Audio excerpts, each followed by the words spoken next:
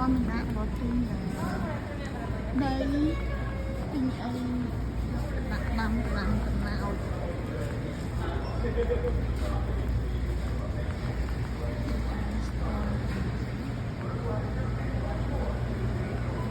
្វាគៀនហើយស្វាមីណា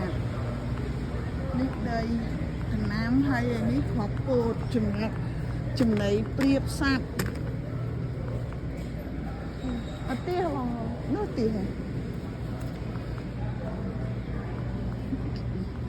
ខ្លាំងស្ទមីណាតនឹងលក់ខាងគ្រឿងផ្ទះកូនសាវគឺតាដូចជាកូនសាវឡានកូនសាវធ្វើផ្ទះខ្លាំងនេះខ្លាំងលក់តាមឡាន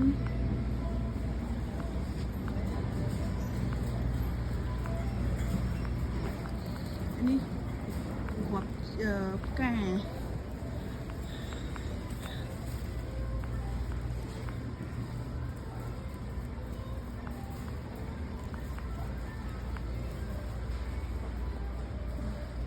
លក់សាឡុងលក់អីដែរ